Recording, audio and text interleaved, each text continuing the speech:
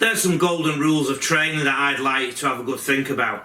Rugby league is a team sport, so why not do everything as a team in training wherever you can? That includes setting out the cones for training. That includes collecting the cones from training. That means filling up the water bottles. That means putting the water bottles back in the crate. That means in the change rooms after a game, putting the shirts neatly back where you hope somebody can come pick them up and put them in a bag to wash. Try and promote teamship and mateship in everything that you do. Communication, encouragement and praise. A good team is a communicative team. They talk. Imagine a defensive line where everybody is talking and screaming and ready to launch that defensive line into the opposition. That sends a message to the opposition. I've seen teams almost win a game just from a warm-up because on one side of the field there's a timid, quiet team who aren't a team in what they do.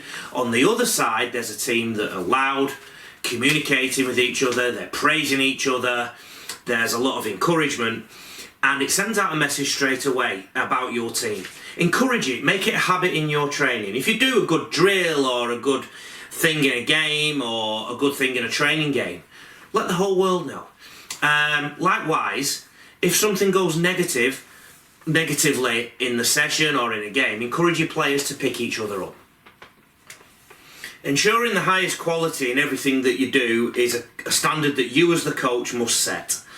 My advice in this regard and my experience in this area suggests that the higher you set your standards, the players will do everything they can to reach them.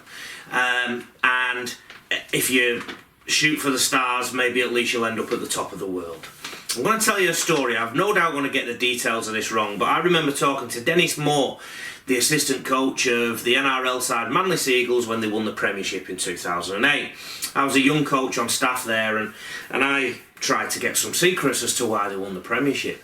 And he said to me, Ben Kennedy, once again, I apologise if I get any of these details mixed up, but the principle remains the same. Ben Kennedy was at Manly in 2006, I think. So how did he win the Premiership for Manly in 2008? Prior to Ben Kennedy arriving at Manly, it was thought by Dennis that, or my recollection of the conversation with Dennis was that if somebody dropped the ball in training, it wasn't a problem. Don't worry, mate. And they just carried on with the set in training or they carried on with the drill. Then one day, Ben Kennedy turned up. Somebody dropped a ball and I think Ben Kennedy ripped them a new one.